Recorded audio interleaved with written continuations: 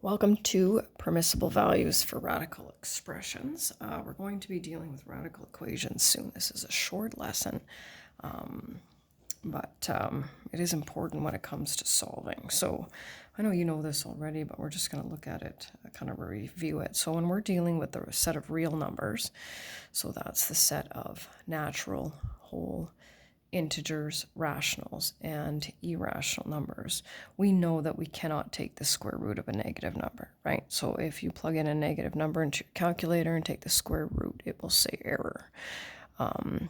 So we have to be careful with the values that we choose. The square root function, so we can't take the square root of a negative number, which we knew. The square root function is only defined for numbers that are greater than or equal to 0, right? Because the square root of 0 is 0. So when it comes to the square root of x, right,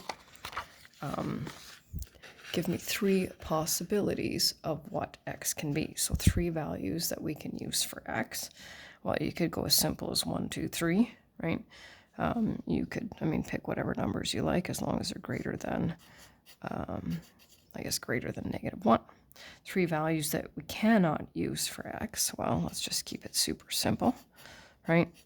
There we go. So what are the permissible values for the variable? Well, x can be what? Right? Greater than or equal to 0, right?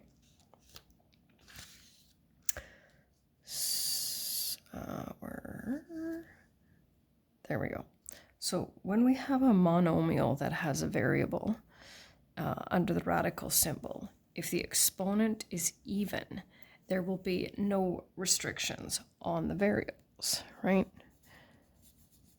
No restrictions. And why is that? Well, because if we take a negative number, -2, for example, and we square it, -2 times -2 is 4, and we can take the square root of 4, right?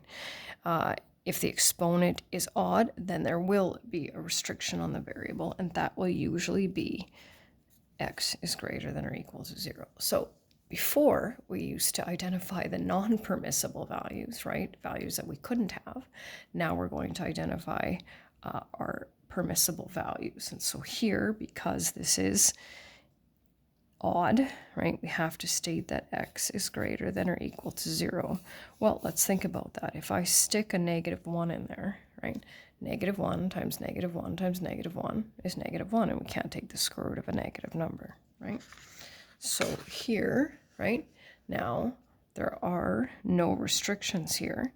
So, but what are the permissible values? Well, x can be what, right? X can be any real number, right?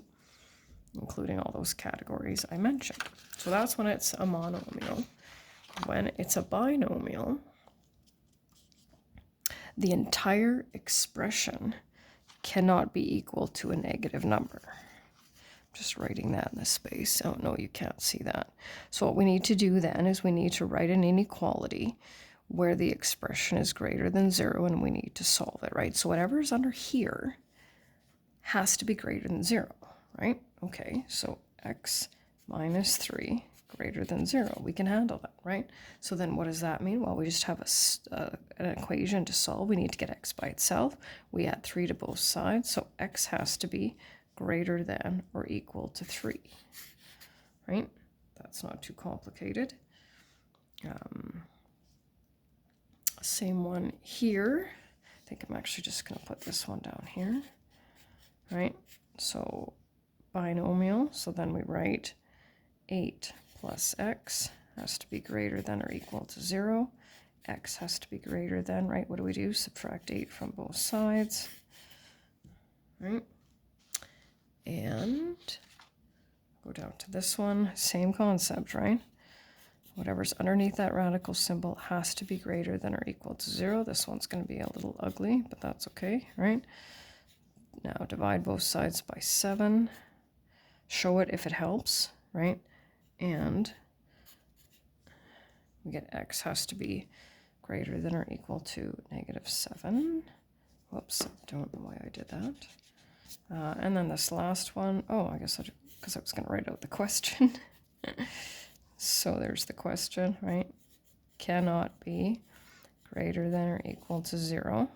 All right, now I'm going to go I'm just going to go back a little ways here, as in time-wise. Okay, so we're going to add 10 to both sides. Okay, and now what I want you to do actually here is I'd like you to pause the video and I'd like you to finish solving that, or imagine it in your head what it's going to be. That's what I'd like you to do.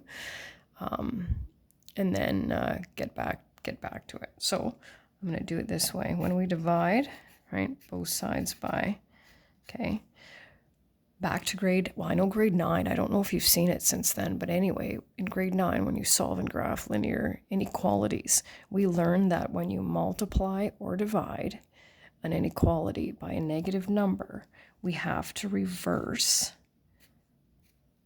the sign because it's no longer true.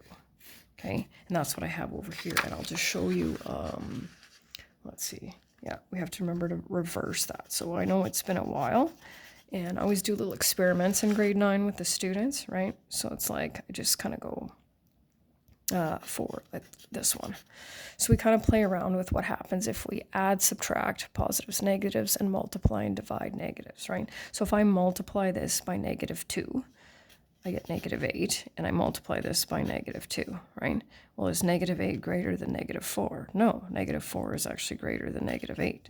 So we flip it. Same way, right?